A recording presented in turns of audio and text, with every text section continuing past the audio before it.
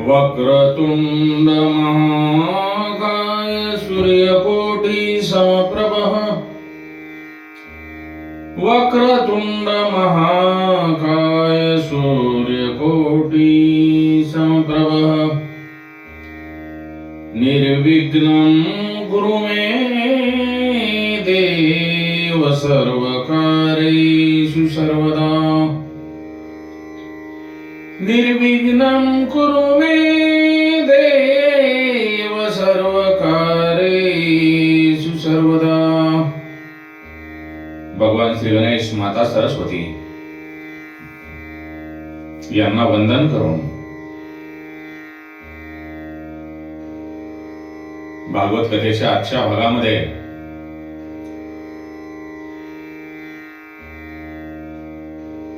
आपण मागच्या भागामध्ये पाहिले होते की परमात्मा प्राप्तीसाठी, ईश्वराच्या भक्तीसाठी संपत्तीची गरज नाही, पैशाची गरज नाही। भगवंत हा प्रेमाचा भुकेला आहे। त्यांना पैशाची आवश्यकता नाही, फक्त भावाची आवश्यकता आहे।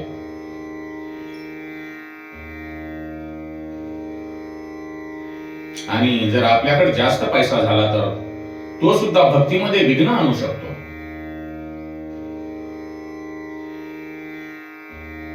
सध्याच्या काळामध्ये बरीच अशी सुशिक्षित मंडळी आहे जी ईश्वराच्या बाबतीत, परमपिता परमेश्वराच्या, भगवंताच्या बाबतीत अनेक शंका कुशंका उपस्थित करतात। तो कशामुळे? त्यांना चमत्कार हवा असतो। ते इतरांना म्हणतात, तुमचा देव काही चमत्कार घडून आणेल काय,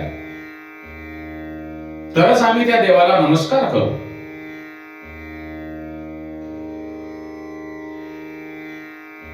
असे जे शिक्षित लोक आहेत, सुशिक्षित लोक आहेत, त्यांनी एक लक्षात ठेवले पाहिजे की तुमच्या नमस्कारा वाचून तुम्ही जर नमस्कार नाही केला तरीही भगवंताचे, परमपिता परमेश्वराचे काहीही अडवून राहणार नाही। कारण त्यांनी तुम्हाला जन्माला घालून त्यांचे काम पूर्ण केलेले आहे। परंतु आता तुम्हाला तुमचे कर्म कसे करावयाचे हे तुम्ही ठरवायचे।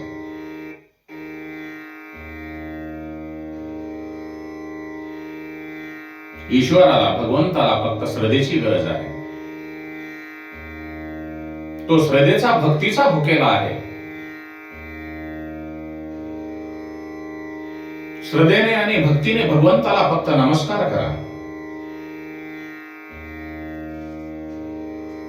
तेव्हा तो तुम्हाला चमत्कार दाखवेल।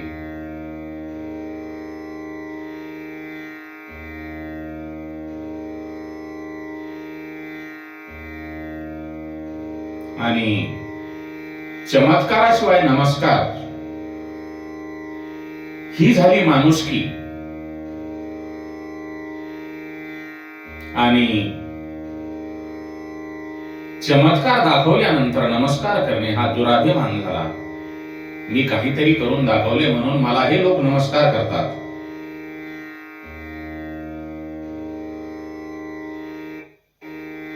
या जगाचे आणि सृष्टीचे जर आपण निरीक्षण केले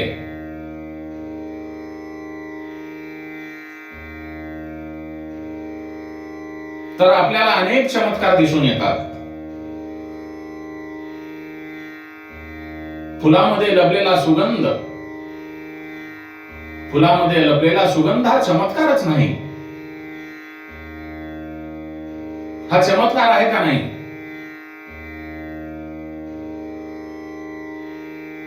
छोट्याशा एखाद्या बीजापासून विशाल असा वृक्ष तयार होतो, हा पण चमत्कारच आहे।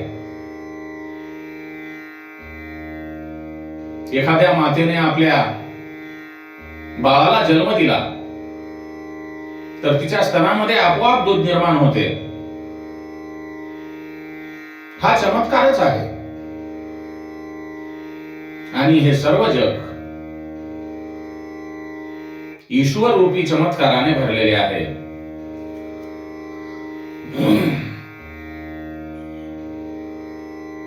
आपला जो मनुष्याचा व्यवहार आहे, ठीक आहे, तुम्ही भगवंतावर विश्वास ठेवणार नाही, काही जी मंडळी आहे, परंतु तुम्ही आजारी असाल आणि एखाद्या डॉक्टरकडे जासाल, डॉक्टरवर तुम्हाला श्रद्धा ठेवावीच लागते. त्यांनी सांगितलेली औषध योजना स्वीकारावीच लागते. त्याचप्रमाणे परमार्थामध्ये सुद्धा डॉक्टरावर जसा तुम्ही विश्वास ठेवता तसा तुम्ही भगवंतावर सुद्धा विश्वास ठेवून श्रद्धा ठेवावी लागते. आपण आपल्या घरातील मंदिरामध्ये असो किंवा देवळामध्ये असो, देवाला नैवेद्य दाखवतो. हे देवावरील श्रद्धा दाखवण्याचे माध्यम आहे. भगवंताला, ईश्वराला तुम्ही दाखवलेल्या नैवेद्याची गरज नसते. त्या देवाला, त्या ईश्वराला फक्त गरज असते त्या नैवेद्यामागील श्रद्धेची. तुम्ही किती भावाने भगवंताला नैवेद्य आपणाला समर्पित करावयाचा आहे, म्हणून तो तयार करता, त्या श्रद्धेची भगवंताला गरज आहे. म्हणून बाबांनो,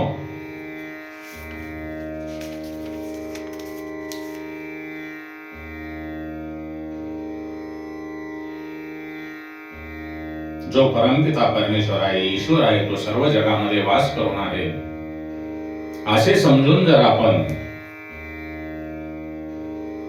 व्यवहार केला तर तो भक्तिरूप होतो. आणि सर्वांभूती परमेश्वर पाहून परमेश्वराची भक्ती केल्याने ईश्वर प्रसन्न होतो. ज्या ज्ञानाला आणि तपश्चर्येला भक्तीचे अधिष्ठान नाही, त्या ज्ञानाला आणि तपश्चर्याला काहीही किंमत नाही. ज्याच्याजवळ ईश्वर प्रेमाची आतुरता नाही, तो मनुष्य असूनही मनुष्य नाही.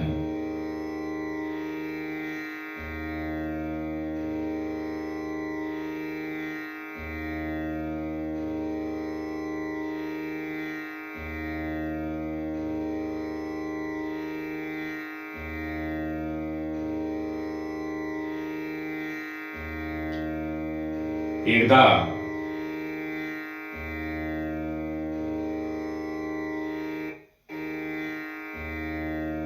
सत्यभामेला गर्व झाला. भगवान श्रीकृष्णांची पत्नी सत्यभामा गर्व झाला आणि ती म्हणत असे की मी श्रीकृष्णांची ज्येष्ठ राणी आहे. तेव्हा एके दिवशी नारद मुनी तिच्या महालामध्ये येतात. तेव्हा सत्यभामा नारदांना सांगते, मी श्रीकृष्णांची श्रेष्ठ पत्नी आहे.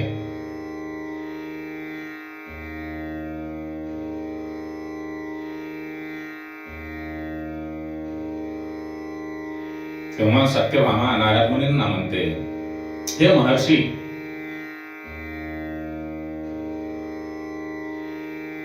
मला जन्मोजन्मी भगवान श्रीकृष्ण हेच पती लाभावेत, यासाठी काही उपवास व्रत सांगा. तेव्हा नारद मुनी सांगतात, हे सत्यभामा, तू या जन्मामध्ये जे दान करशील तेच तुला जन्मोजन्मी मिळेल. तेव्हा सत्यभामाने आपल्या पतीचे श्रीकृष्णांचे दान करते. ते दान नारद आनंदाने स्वीकारतात.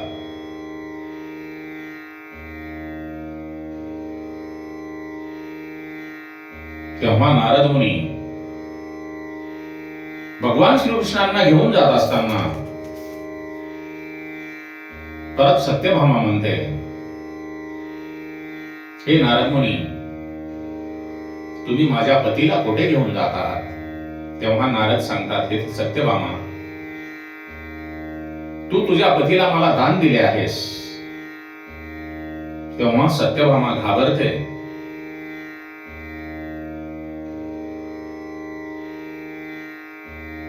इतरही राण्या घाबरतात.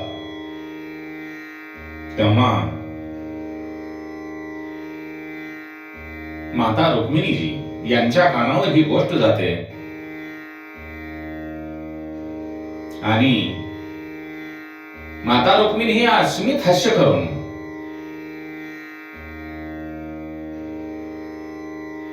ज्या ठिकाणी नारद मुनी, सत्यभामा आणि इतर राण्या आहेत तिथे येते.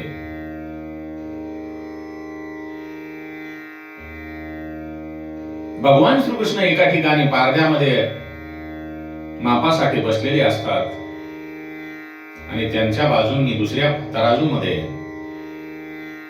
कितीही सोने टाकले तरी भगवंत जो सृष्टीचा निर्माता आहे त्यांच्याकडील पारडे काही वर उचलले जात नाही. तेव्हा माता रुक्मिणी सर्व सोने काढून तुळशीचे पान दुसऱ्या तराजूच्या पारड्यामध्ये टाकते आणि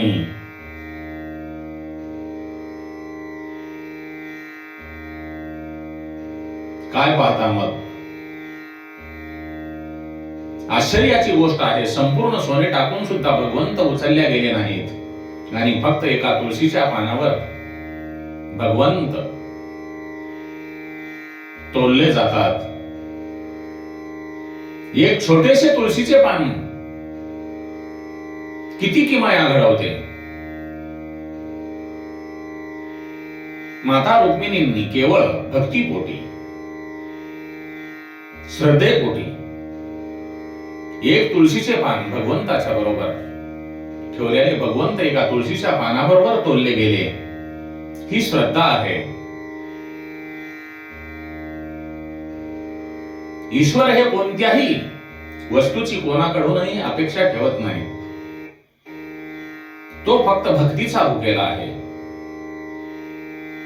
आपण मोठ्या प्रेमाने भगवंताला वस्तू अर्पण करतो, त्यांना उत्तमात उत्तम चांगल्यात चांगल्या पदार्थाचा नैवेद्य दाखवतो. जे काही भगवंताने केलेले आहे तेच त्यांना आपण अर्पण करतो. जे त्यांनीच दिले आहे ते त्यालाच देणे विचार करण्यासारखी गोष्ट आहे. आपण सारे देवाची पूजा झाल्यानंतर देवासमोर दिवा लावतो, त्यांची आरती करतो. यामागेही भक्तीचीच भावना आहे. तुम्ही लावलेल्या दिव्यामुळे देवांच्या घरी प्रकाश पडत नाही, तर तुमच्या हृदयामध्ये प्रकाश पडतो की मी देवाच्या समोर दिवा लावला आहे. सेवा आणि पूजा यामध्येही फरक आहे. जी प्रेम प्रधान असते ती सेवा, जी प्रेम प्रधान असते ती सेवा आणि जिच्यात वेद मंत्र प्रधान आहेत ती पूजा. अनन्य भावनेने केलेली पूजा खरी पूजा असते.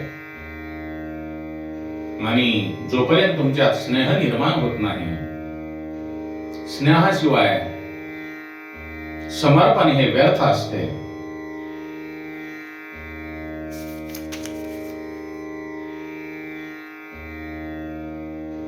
तुम्ही भगवंताला जी वस्तू अर्पण करता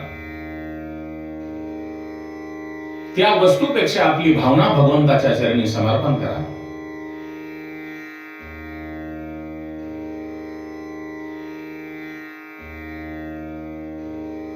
सेवा सद्भावनेने केली तरच सफल होते आणि अनन्य भावनेने, अनन्य भक्तीने भगवंताची सेवा केली तरच रोमांच उभे राहतात, डोळ्यातून अश्रू ओघळतात. खरी सेवा ही क्रिया नसते, खरी सेवा ही क्रिया नसते तर भावनात्मक असते. भगवंताच्या भक्तीमध्ये जी आपली भावना आहे, अनन्य भावना, भगवंतावरील प्रेम,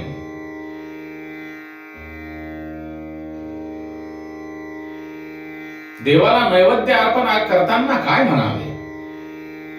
हे देवा, तू सर्वेश्वर आहेस, विश्वंभर आहेस. ह्या विश्वाचे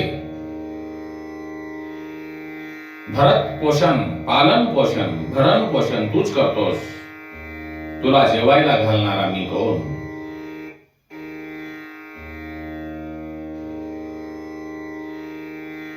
या नैवेद्याच्या रूपाने तुमचे तुम्हालाच अर्पण करतो आहे. मी तर या विश्वातला साधारण जीव आहे. मी दुसरे काय आणणार? मी माझ्या भक्तिभावाने तुम्हाला नैवेद्य अर्पण केला आहे, त्यांचे आपण स्वीकार करा.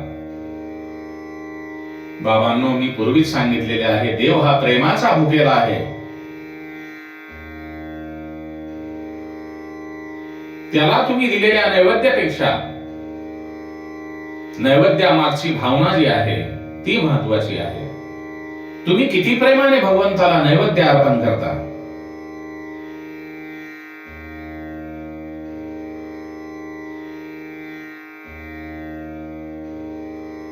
आणि भक्ती मार्ग करत असताना जर तुमची भगवंतावर भावना नसेल तर भावनेशिवाय सिद्धी प्राप्त होत नाही. ज्ञान मार्गात त्यागाची आणि वैराग्याची जरुरी असते. तुम्ही ज्या ठिकाणी बसून भगवंताची पूजा करता, मंदिरामध्ये असो किंवा आपल्या घरच्या मंदिरामध्ये असो, देवाची मूर्ती कशी आहे याला काही महत्व नाही, परंतु देवचित्र स्वरूपापेक्षा मूर्ती स्वरूपात असावा. त्या मूर्तींची सेवा करताना ती मूर्ती म्हणजे साक्षात परमेश्वर आहेत, साक्षात परमात्मा आहे, अशी भावना तुमच्या मनामध्ये ठेवा. देवाची सेवा करायला बसताना जर कोणी म्हणाले की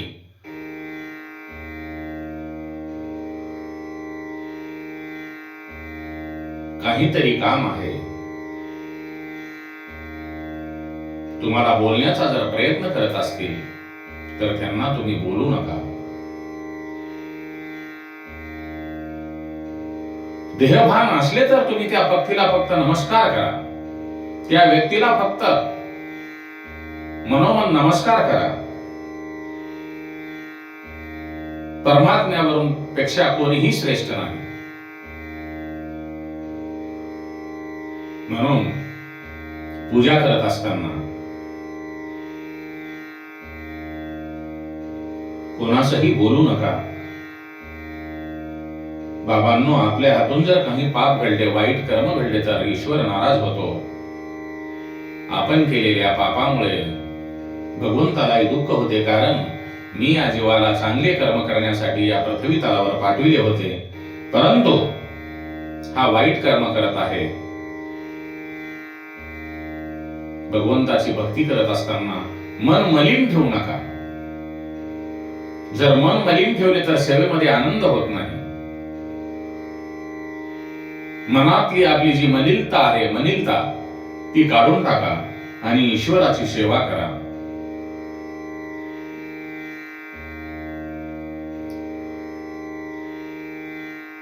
प्रल्हाद नरसिंह भगवंताची स्तुती करताना म्हणतो, हे देवा, तुमच्या या उग्र स्वरूपाला देव भीत आहेत, पण मला तुमची भीती वाटत नाही. मला या संसाराची भीती वाटते. ह्या असह्य आणि भीषण संसार चक्रात भरडून जाण्याच्या तळमळीने मी भरडतो आहे. मनुष्य कर्माने बांधला गेला आहे.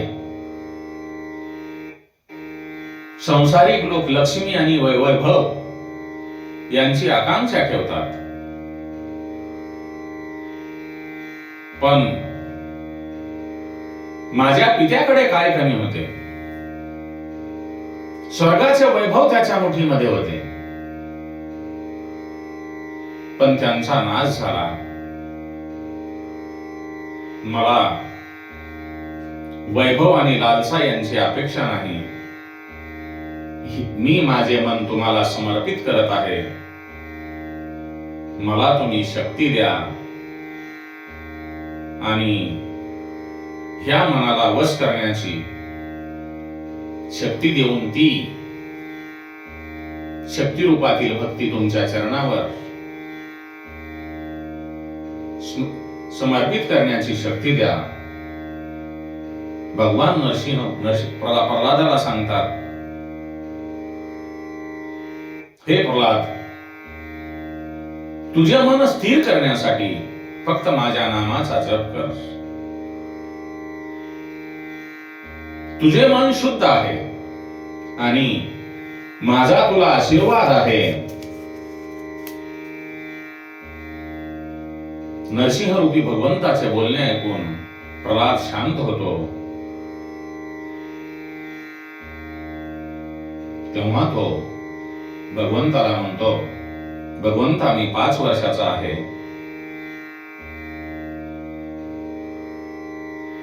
पाच वर्षाचा असतानाच माझी 5 लग्ने झाली. 6 इंद्रिये या माझ्या 6 पत्नी आहेत. या 6 इंद्रिय रूपी पत्नी मला सुखापेक्षा जास्त दुःखच देत आहेत. आणि खरे सुख कशात आहे हेच मला कळत नाही.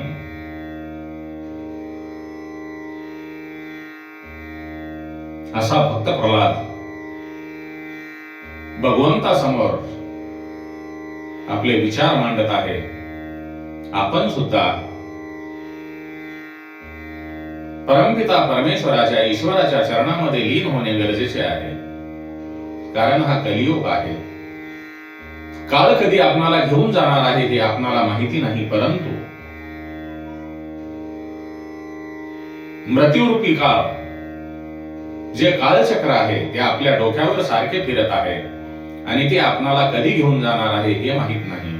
म्हणून वेळीच सावध होऊन क्षणाक्षणाचा विचार करता प्रत्येक क्षण हा आपल्या आयुष्याचा अंतिम क्षण आहे असे समजा आणि भगवंताच्या भक्तीकडे वळा. हरे राम राम राम हरे हरे, हरे कृष्ण कृष्ण कृष्ण हरे हरे, हरे राम राम राम हरे हरे, हरे कृष्ण कृष्ण कृष्ण हरे हरे. श्री राम जय जय राम, गोपाल कृष्ण भगवान की जय.